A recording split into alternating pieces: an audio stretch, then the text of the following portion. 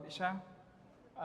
Ito na po ang huling sermon natin sa life ni Abraham. Next Sunday, Lord willing po, babalik po tayo sa ating serye sa Ephesians. Alam ko, nasa chapter 4 na po tayo. Sige po, mag-pray po tayo bago natin basahin ang ating text. Humihingi kami ng tulong, Panginoon, mula sa iyong Holy Spirit, na ikaw ang mabigay linaw, Panginoon, sa iyong mga salita. Ikaw ang mag-preach sa bawat isa sa amin, Panginoon, na ikaw lamang ang mayroong kapangyarihan na abutin ang puso ng bawat isa sa amin. At tulungan mo po kaming, Panginoon, na i-humble ang aming mga sarili. Panginoon, tanggapin namin ang conviction ng iyong Holy Spirit upang marating namin, Panginoon, ang comfort ng iyong pag-ibig sa krus ng aming Panginoong Yesus.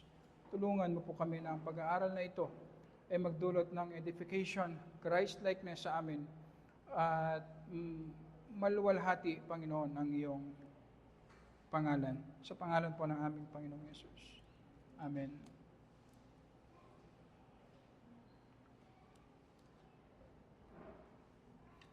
Sa Genesis chapter 25, verses 1 to 11, basahin po natin. Genesis 25, verses 1 to 11. Verse 1, si Abraham ay nag-asawa ng iba at ang kanyang pangalan ay Ketura. Naging mga anak nito sina Zimram, Joksan, Medan, Midian, Isbak at Suwa. Naging anak ni Joksan sina Seba at Dedan. At ang mga anak na lalaki ni Dedan ay sina Asurim, Letusim at Leumim. Ang mga ito ang naging anak ni Midian, Efa, Efer, Hanok, Abida at Elda. Lahat ng ito ay mga anak ni Ketura. At ibinigay ni Abraham ang lahat ng kanyang pag-aari kay Isaac. Subalit, ang mga anak ng naging mga asawang lingkod ni Abraham ay binigyan ni Abraham ng mga kaloob, regalo. Habang nabubuhay pa siya ay inilayo niya ang mga ito kay Isaac na kanyang anak. Kanyang pinapunta sila sa lupaing silangan. Verse 7. At ito ang haba ng buhay ni Abraham, 175 taon. Nalagot ang hininga ni Abraham at namatay sa mabuting katandaan, matanda at puspos ng mga taon, at naging kasama ng kanyang bayan. Inilibing siya ng kanyang mga anak na sina Isaac at Ismael sa yungib ng Makpela, sa parang ni Ephron na anak ni Zohar na Heteo na nasa tapat ng Mamre. Sa parang na binili ni Abraham sa mga anak ni Het, doon inilibing si Abraham at si Sarah na kanyang asawa. Last verse. Sa pagkamatay ni Abraham, pinagpala ng Diyos si Isaac na kanyang anak. At si Isaac ay nanirahan sa may Beer-lahai Roi.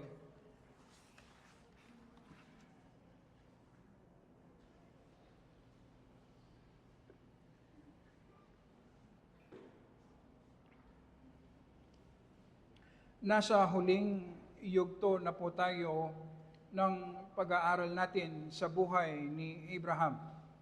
Sa Genesis 25, mamamatay na si Abraham. Siya na naging tanyag sa kanyang pananampalataya dahil nabuhay siya na nagtitiwala at sumusunod sa mga pangako ng Panginoon. Siya na isang manlalakbay sa lupain na hindi po sa kanya. Sa maraming pagsubok, naranasan ni Abraham ang tagumpay at kabiguan. Ngayon na magtatapos na ang buhay ni Abraham sa mundong ito, isang magandang tanong natin, ano ang napala ni Abraham sa kanyang pananampalataya? Ano ang mga pagpapalang natanggap niya na siya po ay naglakbay sa promised land sa loob po ng 100 years? Ano ang pagpapala ng kanyang pananampalataya? Sa pagtatapos natin sa pag-aaral sa buhay ni Abraham bilang man of faith, makikita natin ang reward niya mula sa katapatan ng Panginoon. Sa mga huling yugto ng buhay ni Abraham, wala tayong makikitang pagsisisi sa naging buhay niya. Ang makikita natin ay puno siya ng katapatan ng Panginoon. Busog na busog siya sa pagpapala na nanggagaling sa Panginoon dahil siya po ay lumakad na sumusunod sa kalooban ng Panginoon. Sa karanasang ito ni Abraham, ini-encourage tayo ng Panginoon na kung ibibigay natin ang ating buhay sa paglilingkod, pagsunod at pagtitiwala sa Panginoon, wala rin tayong pagsisisihan sa bandang huli, kundi saganang pagpapala ang mararanasan po natin mula sa katapatan ng Panginoon. Titignan natin una ang katapatan ng Panginoon sa buhay ni Abraham. Nagsimula ang final account ng buhay ni Abraham sa pagbibigay ng information patungkol sa katapatan ng Panginoon sa buhay ni Abraham. Sa Genesis 25 verses 1 to 6, sinasabi sa atin na nagkaroon pa ng asawa si Abraham pagkatapos mamatay ni Sarah. Ang pangalan ay Keturah, na nagkaroon pa sila ng 6 na anak at maraming mga apo.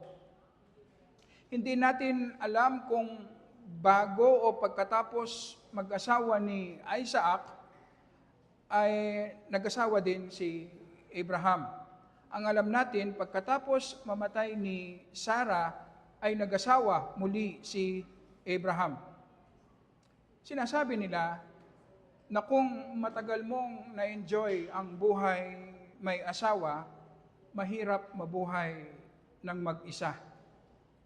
Ibig sabihin, ang pag-aasawang muli ni Abraham ay isang compliment. Mabuti ang sinasabi kay Sarah. Hindi ba madalas nating naririnig sa iba na nagdurusa sa kanilang marriage life na kung mamatay ang aking asawa, hindi na ako mag-aasawang muli. Minsan na akong nagkamali, hindi na ako magkakamaling muli. Ang ibig sabihin, hindi naging maganda ang karanasan niya sa kanyang buhay pag-aasawa. Sa pag-aasawang muli ni Abraham, sinasabi sa atin na naging maganda ang karanasan ni Abraham kay Sarah. Sa mga may asawa sa atin, sana ganito rin ang maging karanasan ng ating partner sa atin. Isa pang tanong, papaano pa nagkaanak si Abraham? Di ba noong 99 years old siya, sinabi niya mismo na patay na ang kanyang katawan at imposible na siyang magkaanak. At sinabi din ito ni Apostol Pablo sa Roma chapter 4. Simple lang po ang sagot. Kung nagawa ng Panginoon na bigyan sila ng physical strength na magkaanak noon kay Isaac, malamang ganito rin ang ginawa ng Panginoon dito. Kaya nagkaroon pa siya muli ng 6 na anak kahit sa sobrang tanda na niya. Ito ang gustong ipakita sa atin ng Panginoon sa huling parte ng buhay ni Abraham. Pinapakita sa atin na matapat ang Panginoon sa kanyang pangako kay Abraham. Sa Genesis chapter 17 verse 4, ito ang pangako ng Panginoon kay Abraham. Ikaw ang magiging ama ng maraming bansa. Ang ibig sabihin, magkakaroon siya ng maraming binhi. Nag-umpisang tuparin ito ng Panginoon sa pamamagitan ni Isaac. Ngayon, patuloy na tinutupad ng Panginoon sa pamamagitan ng 6 pang anak kay Ketura at maraming mga binhi pa ng mga ito. Nakita natin ang matinding struggle ni Abraham. Sa edad na 99 ay wala pa ang pinangakong binhi ng Panginoon. At nakita natin ang kawalan nila ng pagtitiwala na hindi nila mahintay ang pangako ng Panginoon. Kaya sila mismo ang gumawa ng paraan. Kaya sinipingan ni Abraham si Hagar. Ngayon sa huling yugto ng buhay ni Abraham, pinapakita sa atin na saganang tinutupad ng Panginoon ang kanyang pangakong binhi, maraming binhi, magiging ama siya ng maraming bansa. Hindi lang si Isaac, kundi marami pang ibibigay ang Panginoon. Ang unang gusto kong makita po natin, ang malinaw na sinasabi po sa atin ito, mapagkakatiwalaan natin ang Panginoon sa kanyang mga pangako. Ang Panginoon ang may alam ng tunay na pangangailangan natin. Marami sa mga sinasabi nating kailangan ay hindi pa naman talaga natin kailangan. Ang timing ng Panginoon ay ang tama. Kaya ibibigay niya, tutuparin niya ang kanyang pangako sa kanyang sariling timing. Sa Philippians chapter 4, verse 19, at pupunuan ng aking Diyos ang bawat kailangan ninyo ayon sa kanyang mga kayamanan sa kaluwalhatian kay Kristo Jesus. Sa bawat yugto ng ating buhay, sa bawat situation kung saan tayo dalhin ng Panginoon, may pangako ang Panginoon na isusupply niya ang grace, ang spiritual power, ang material needs ng bawat isa sa atin upang mabuhay tayo na naluluwalhati natin ang Panginoon sa ating buhay at na-enjoy natin ang Panginoon. Sa ating material na pangailangan, ito ang tunay na security natin, na meron tayong Ama na nasa langit, na alam niya eksakto ang ating pangangailangan at able siya at more than willing na i-provide ang tunay na pangangailangan natin. At ito ang tunay na security nating mga mananampalataya. Ang saganang katapatan ng Panginoon kay Abraham ang magbibigay sa atin ng kakayahan na magtiwala tayo sa Panginoon, sa kanyang mga pangako sa atin. Ito ang challenge ng ating pananampalataya, na kapag nagawa natin sa tulong ng Holy Spirit, ito ang magbibigay ng comfort at security sa ating mga buhay. Ang magtiwala tayo sa mga pangako ng Panginoon.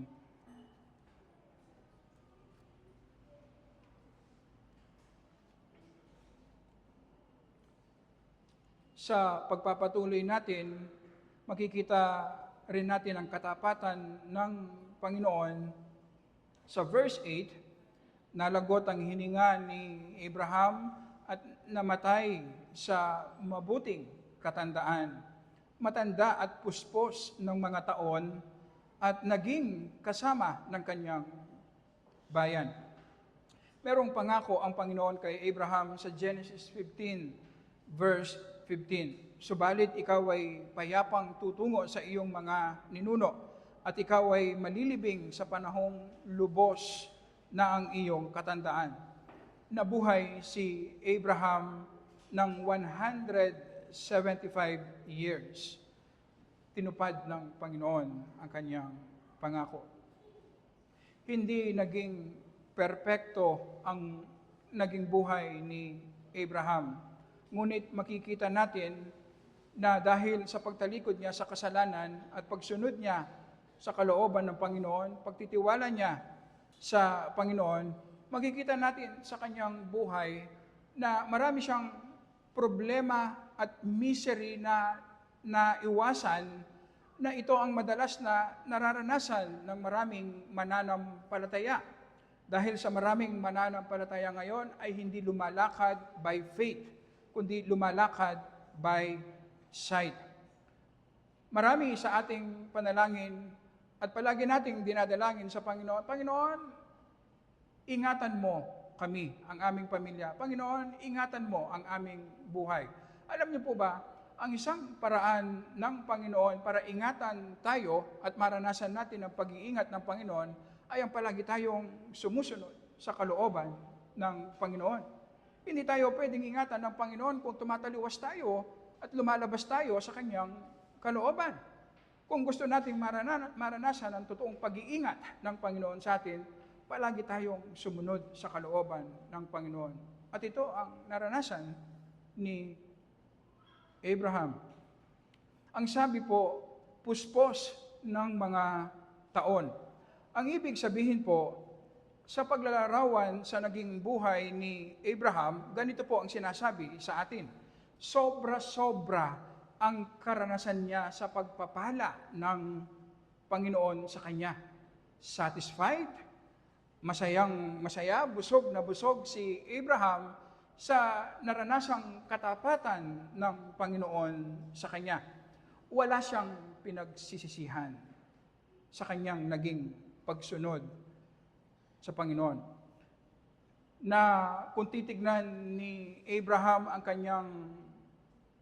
kanyang mga sacrifices na ginawa para sa Panginoon, kung babalikan niyang muli ang ginawa niyang pagsunod sa mga kalooban ng Panginoon na kahit mahirap nalagay sa alanganin ang kanyang buhay, kung babalikan niya ang kanyang pagtitiwala sa Panginoon, kung babalikan niya kung paano niya nilaan ang kanyang buhay para sa Panginoon, kay Abraham ngayon, wala siyang nakikitang pagsisisi. Actually, puno siya ng pagpapasalamat at satisfaction sa kanyang puso sa naging klase ng buhay niya. Ang kanyang puso ay nagpapasalamat sa katapatan ng Panginoon sa kanyang buhay. Hindi siya nagkamali at nabigo sa paglalaan niya ng kanyang buhay para sa Panginoon. Higit pa ang ibinigay ng Panginoon. Higit pa sa kanyang expectations. Pinagpala siya ng Panginoon. Si John Calvin ang nagsabi, sa huling parte daw ng buhay natin, tayong mga Kristiyano na nasa dapit hapon na tayo ng ating buhay, na malapit na tayong mamatay, mahina na ang katawan, wala na tayong pwedeng gawin pa. Ang sabi nga, ang malaking nagbibigay ng kasiyahan sa atin ay ang pagkakaroon natin ng good conscience. Na ang kaalaman natin na sinunod natin ang kalooban ng Panginoon. Ang kaalaman natin na ibinigay natin ang lahat sa Panginoon. Ito ang nagbibigay ng kapayapaan, katahimikan, na ito ang bunga ng pagiging tapat natin sa Panginoon. Taliwas ito sa nakikita natin at nararanasan ng iba. Hanggang sa dulo ng kanilang buhay, ay marami silang pinagsisisihan. Mga ginawa nila na nakikita nila ngayon na dapat hindi nila ginawa. Mga dapat nilang gawin, pero hindi nila ginawa. Maraming pagsisisi at hinahabol sila ng mga consequences ng kanilang kasalanan hanggang sa dapit hapon ng kanilang buhay. At ito nagbibigay ng pain at misery sa kanila. Isang magandang reminder sa atin. Ngayon na malakas pa ang ating katawan, marami pa tayong pwedeng gawin. Huwag nating isipin na mananatili tayong malakas. Lahat tayo darating sa dapit hapon ng ating buhay na konti na lamang ang lakas natin. Konti na lamang ang kayang gawin natin. Kahit ang simpleng paglalakad, mararanasan natin, mahihirapan tayo. Sa panahon ng dapit hapon ng ating buhay, kahit gusto pa nating maglingkod sa gawain ng church, hindi na pwede. Wala na tayong lakas. Kahit gusto pa nating itama ang marami nating pagkakamali, wala nang oras. Gusto man nating balikan ang naging buhay natin upang gawin natin kung ano ang tama, hindi na pwede. Kaya ang sabi nga ng kasabihan, palaging nasa huli ang pagsisisi. Ang tanong sa atin, gusto ba nating gugulin ang dapit hapon ng ating buhay na puno ng pagsisisi at kalungkutan? Kasi nung malakas tayo, hindi tayo nagtiwala at sumunod sa Panginoon. O kamukha ni Abraham, na dahil sa pagtitiwala at paglaan niya ng kanyang buong buhay sa Panginoon, nung siya ay malakas pa, hanggang sa dulo, makikita po natin, nararanasan niya ang pagpapala ng Panginoon. At ang binabalikan lamang niya ang kanyang nakaraan na walang pagsisisi, sinunod niya ang kalooban ng Panginoon, nilaan niya ang kanyang buhay sa Panginoon, ito ang nagbibigay ng joy sa kanya sa dapit hapon ng kanyang buhay hanggang siya ay mamatay. Walang pagsisisi sa naging buhay ni Abraham. Sana habang malakas pa tayo, marami pa tayong magagawa para sa Panginoon, may time pa para itama ang mali sa buhay natin at sa ating pamilya. Meron pang pagkakataon na tumalikod sa kasalanan at isuko ang buong buhay natin sa Panginoon. Mag-umpisa nating pagkatiwalaan ang Panginoon. Sundin ang kanyang kalooban. Kamukha ni Abraham, magiging satisfying at joyful ang dapit hapon ng ating buhay. Wala tayong pagsisisihan sa dulo. Pangalawa na makikita po natin ang katapatan ng Panginoon sa kamatayan ni Abraham. Hindi lang sa naging buhay ni Abraham makikita natin ang katapatan ng Panginoon, kundi pati sa kamatayan nito. Sa verse 8, nalagot ang hininga ni Abraham at namatay sa mabuting katandaan, matanda at puspos ng mga taon, at naging kasama ng kanyang bayan. Si Abraham po ay namatay pagkatapos niyang mamuhay sa Kanaan bilang manlalakbay, bilang alien, pilgrim, sa loob po ng 100 years. Maraming pagpapala natanggap si Abraham mula sa Panginoon.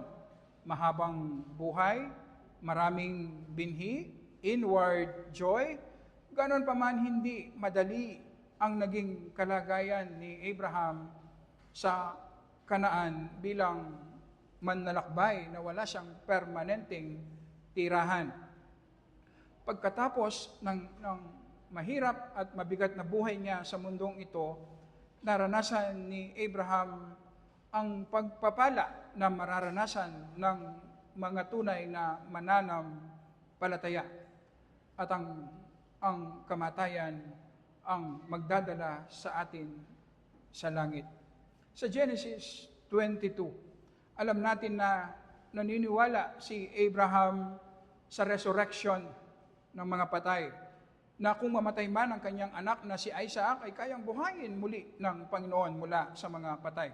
Sa Hebrews 11, verses 9 and 10, basahin ko po, dahil din sa kanyang pananalig, siya'y nanirahan bilang dayuhan sa lupaing ipinangako sa kanya ng Diyos.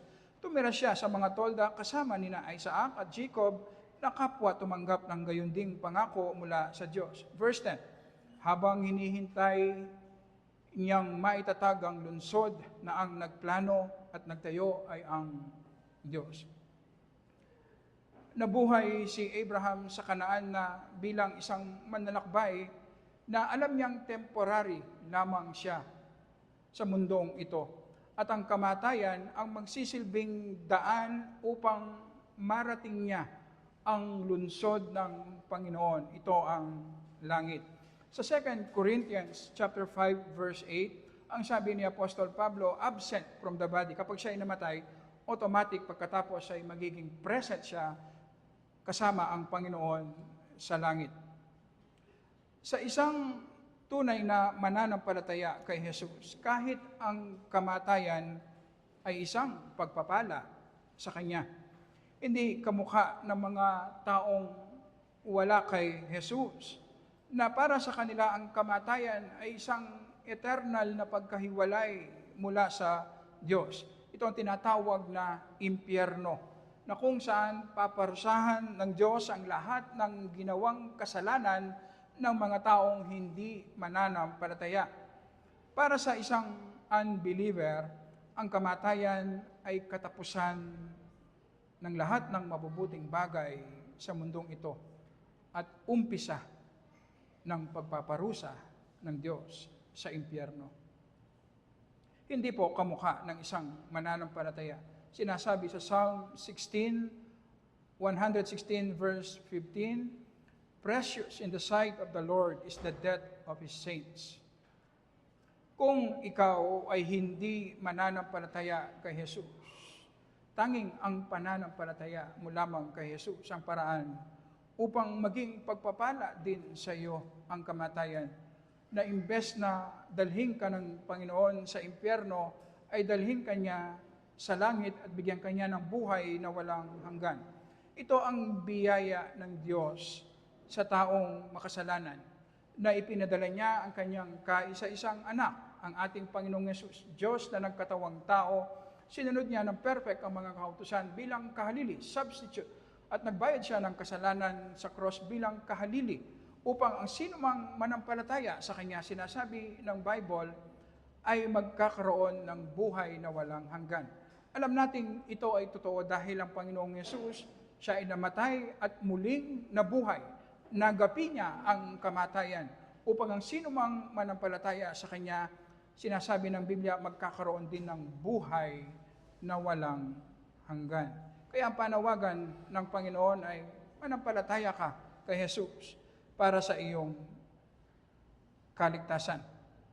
At kung ikaw ay mananampalataya, kasama ng mga totoong mananampalataya, kahit ang kamatayan ngayon ay kaya mong harapin ng may pag-asa. Ang kamatayan ang magtatapos sa lahat ng iyong paghihirap sa mundong ito at magdadala sa iyo sa paraiso kasama ang Panginoong Jesus.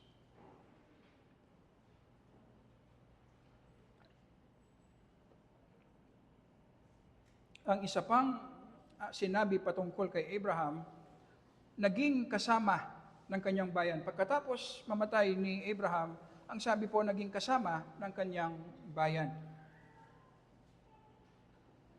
Ang bayan na tinutukoy dito ay ang mga mananampalataya na nasa langit na. So hindi lamang ang Panginoong Yesus ang makakasama natin sa langit, kundi pati ang mga mananampalataya na nauna na sa atin. Ang ating mga kapamilya, kamag-anak, kaibigan na mananampalataya ay nasa langit na.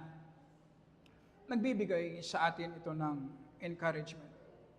Ang isang masakit sa kamatayan ay may hiwalay tayo sa ating mahal sa buhay. Pero sinasabi sa atin na sa mga mananampalataya, may pagsasamang muli sa langit kasama ang Panginoong Yesus. Na isang importanteng reminder sa atin. Huwag tayong titigil sa pananalangin at pagbabahagi ng mabuting balita sa mga mahal natin sa buhay. Ang ginagawa ng kamatayan ay inihiwalay tayo sa mga mahal natin sa buhay. Tanging ang pananampalataya lamang kay Jesus ang paraan upang makasama natin ang mga mahal natin sa buhay sa pangwalang hanggan sa langit kasama ang ating Panginoong Yesus. Kaya sa ating mga mananampalataya, ang kamatayan ay pansamantalang paghihiwalay lamang. Merong reunion na magaganap sa langit. Kapag ganito, nararanasan natin ito na ang mga mahal natin sa buhay ay mananampalataya at sila ay namatay, mababawasan ang pain na dulot ng kamatayan. At mapapalitan ito ng expectation, excitement na makakasama natin muli sa langit ang mga mahal natin sa buhay na nanampalataya din sa ating Panginoong Yesus. Kaya huwag tayong titigil na manalangin at magbahagi ng mabuting balita, especially sa ating mga kamag-anak o mahal natin sa buhay. Panghuli na makikita po natin ang katapatan ng Panginoon sa kanyang pangako, sa kanyang gawain. Hindi lamang sa buhay at kamatayan ni Abraham naging matapat ang Panginoon, pati sa kanyang pangako, pati sa kanyang gawain. Sa panahon natin ngayon, pwede nating sabihin, pati sa kanyang church. Sa verse 11, pagkamatay ni Abraham, pinagpala ng Diyos si Isaac na kanyang anak. At si Isaac ay nanirahan sa may Bir Lahai Roy. Ang pagpapala ng Panginoon na sinasabi rito kay Isaac ay hindi lamang simpleng pagpapala dahil anak siya ni Abraham o dahil siya ay isang mananampalataya. Hindi po. Ang pagpapalang ito ay signal ng Panginoon na magpapatuloy ang kanyang gawain. Magpapatuloy ang kanyang ipinangako kay Abraham. Alam natin na magmula nung una pa, si Isaac ang pinili ng Panginoon at hindi si Ishmael ang kung saan magmumula ang lahi ng darating na tagapagligtas. Si Isaac ang magpapatuloy sa gawain na inumpisahan po ni Abraham, na ipinangako ng Panginoon sa kanya. Sa pamamagitan ni Isaac, ipagpapatuloy ng Panginoon ang kanyang pangako. Ang pagdating ng tagapagligtas ang ating Panginoong Yesus. Alam natin na si Isaac ay hindi po kamukha ni Abraham. Mataas ang kalibre ni Abraham kumpara sa kanyang anak. Pero labanan natin ang temptation na nakatingin tayo sa instrument, sa tao. Ang isang malinaw na sinasabi sa buhay ni Abraham ay meron siyang Panginoon na nag-sustain, nag-empower, nag-ingat sa kanya, kaya naging useful si Abraham sa gawain ng Panginoon. Sa likod ng maraming ginawa ni Abraham, nakakamanghang pananampalataya ni Abraham, makikita natin sa likod nito ay ang kapangyarihan ng biyaya ng Panginoon. Kaya naman makikita po natin sa Bible ang respeto, ang honor, ang obedience natin sa mga lingkod ng Panginoon ay dahil lamang ginagawa nila ang gawain ng Panginoon. Dahil sinusunod lamang nila ang kalooban ng Panginoon. Kagaya ng sinabi ni Apostol Pablo, gayahin ninyo ako kung papaanong ginagaya ko ang Panginoong Jesus. Ang mga apostol, mga pastor, mga evangelist, teachers, at iba pang lingkod, mga instrumento lamang at hindi naman talaga essential sa gawain ng Panginoon. Ang honor at obedience na ibinibigay natin sa mga lingkod ng Panginoon ay hanggang sa pagiging instrumento lamang. Sa Panginoon lamang natin sa Kanyang salita ilagak ang ultimate na pagtitiwala at pasasalamat para sa gawain ng Panginoon at para sa ating pananampalataya. Naging useful si Abraham. Pero ang kamatayan niya, hindi po nangangahulugang mamamatay na rin ang gawain ng Panginoon. Namamatay ang mga lingkod ng Panginoon, pero hindi po ang gawain ng Panginoon. Ang pagpapala ng Panginoon kay Isaac bilang susunod na lingkod na magpapatuloy sa gawain ng Panginoon, sinasabi sa atin na ang mga lingkod ng Panginoon, yung mga instrumento lamang. Hindi naman essential talaga sa pagpapatuloy ng gawain ng Panginoon. Nagbabago ang mga instrumento. Nagbabago ang mga lingkod. Namamatay ang mga lingkod ng Panginoon. Pero hindi po ang kanyang gawain. Nananatili pa rin na merong iisang Panginoon na nagsusustain, nag-grow at nagtatayo ng kanyang kingdom. Ibig sabihin po, kahit wala ang mga instrumento, kahit wala ang mga servants, magpapatuloy ang gawain ng Panginoon dahil ang Panginoon mismo ang nagtatayo ng kanyang kaharian at hindi naman ang instrumento, hindi naman ang tao. Magkakaroon tayo ngayon ng tamang pananaw sa ating ministry. Tama, ang bawat isa sa atin dahil binigyan tayo ng Panginoon ng kaloob ay inuutusan na gamitin ang ating kaloob upang maglingkod sa gawain ng Panginoon. Tama rin na kung gagawin natin ng tama ang ating paglilingkod, magbubunga ito ng growth. Makikita natin ang epekto. Pero ang tanong, kailangan ba talaga tayo ng Panginoon sa kanyang gawain? Ang tanong, hindi ba kaya ng Panginoon kung wala tayo? Alam natin ang sagot, hindi tayo kailangan ng Panginoon. Magpapatuloy ang gawain kahit wala tayo. Kahit hindi mo ginagawa ang iyong ministry ngayon, magpapatuloy pa rin ang gawain. Kahit hindi man ako tumayo sa harapan dito, magpapatuloy pa rin ang gawain ng Panginoon.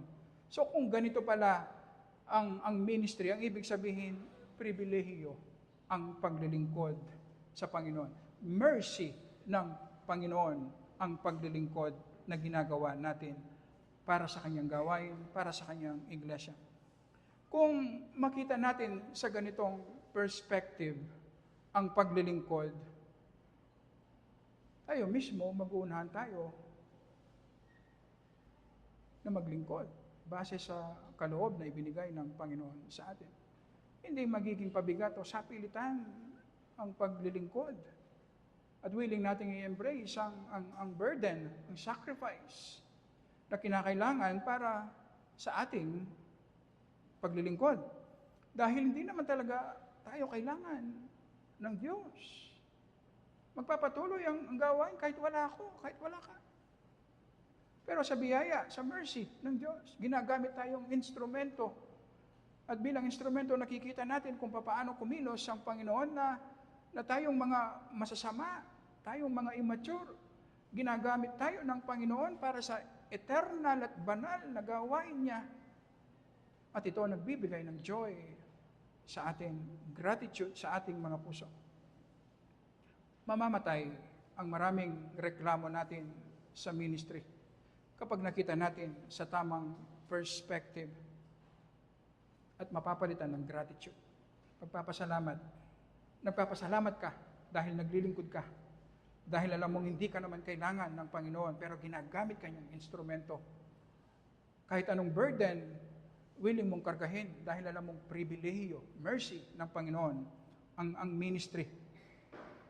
Mamamatay ang pagtitiwala natin sa ating sarili. Dahil alam natin, instrumento lang tayo. Instrumento lang. Kung meron mang mabuti na nakikita sa ating ginagawa para sa Panginoon, dahil yon sa kapangyarihan at biyaya ng Panginoon na kumikilos sa ating mga buhay. Ang Panginoon ultimately ang nagbibuild ng kanyang kingdom, ng kanyang church. At isang malaking pribilehiyo, base sa kaloob na ibinigay niya sa atin, ang gamitin niya tayong instrumento sa kanyang kingdom. At ito ang makikita po natin, namatay man si Abraham, magpapatuloy ang gawain ng Panginoon. Binless ng Panginoon si Isaac na siyang magpapatuloy bilang instrumento ng Panginoon sa pagpapatuloy ng pangako, ng gawain ng Panginoon. Makikita natin ang saganang katapatan ng Panginoon. At makikita natin ultimately ang katuparan nito sa pagdating ng ating Panginoong Yesus, na siya ang inaasahang tagapagligtas na manggagaling sa lahi ni Isaac, na buhay ng perfect at namatay sa cross, at muling nabuhay upang tayong mga makasalanan ay magkaroon ng buhay na walang hanggan. At ito ay dahil sa katapatan ng Panginoon. Tayo po ay mag-pray pagkatapos awitin natin ang ating closing hymn at dediretso tayo agad sa ating banal na hapunan. Panginoon, bigyan mo po kami ng wisdom. Ayaw po naming mangyari, Panginoon, na sa bandang huli, puno ng pagsisisi ang aming mga buhay. Dahil hindi po namin sinunod ang iyong kalooban, dahil naging matigas kami sa aming mga kasalanan, dahil nabuhay kami para lamang sa mundong ito. Ikaw ang magbigay ng liwanag, ng wisdom sa bawat isa sa amin, Panginoon. At turuan mo kami na